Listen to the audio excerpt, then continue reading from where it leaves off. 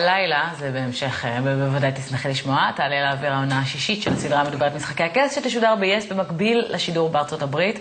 הפרק האחרון של העונה האחרונה, אם לא צפיתם, אל תצפו עכשיו, תחסו את העיניים, תסתימו את האוזניים, לכו, תסתיים כך.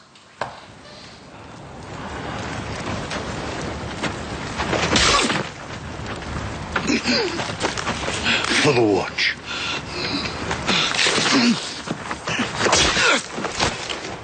For the watch.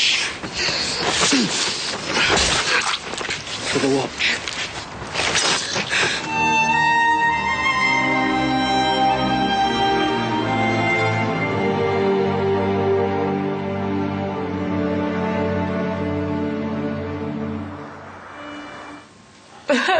איך הלכת לנו, ג'ון סנואו? הצטרף אלינו בסקייפ עכשיו מניו יורק, דוקטור גיא יחטב, שפיתח אלגוריתם שיכול לנבא מי ישרוד ומי ימות במשחקי הכס. שלום גיא.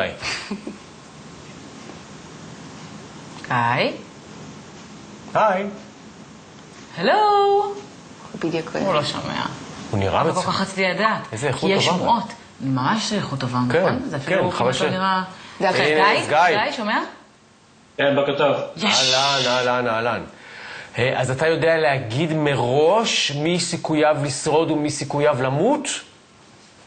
לא בדיוק האמת היא זה אלגוריתם שפיתחנו, אלגוריתם של בינה מלאכותית שחישב מי יכול להיות שישרוד ומי יכול להיות שימות במשחקי הכס. למה צריך אלגוריתם? יש ספר. כן, אבל הספר לא אומר לך מי ישרוד ומי ימות. חוץ מזה שאנחנו מחכים כרגע לספר הבא, הוא קצת מתעכב. את המוות למשל שראינו הרגע, ניבאתם נכוחה?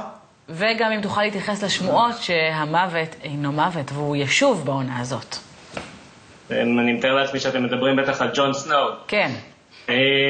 האלגוריתם שלנו נותן לג'ון סנואו סיכוי של 11% למות, מה שאומר שהוא כעיקרון, הוא בסיכוי טוב לחזור אלינו בעונה הבאה, או לפחות בספר הבא.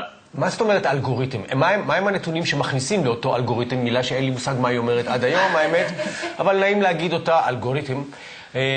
מה מכניסים לו כדי שהוא ידע? זאת אומרת, איך הוא עושה את חישוביו?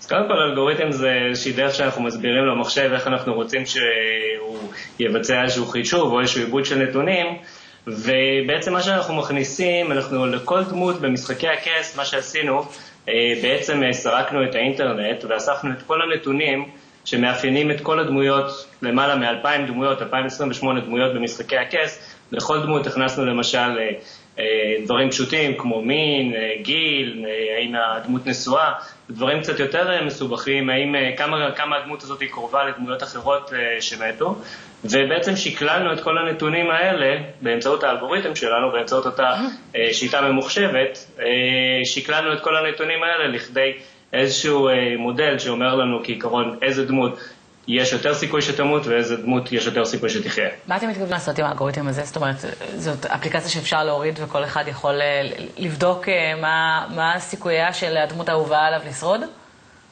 האלגוריתם קודם כל הוא זמין אונליין, הוא זמין באינטרנט.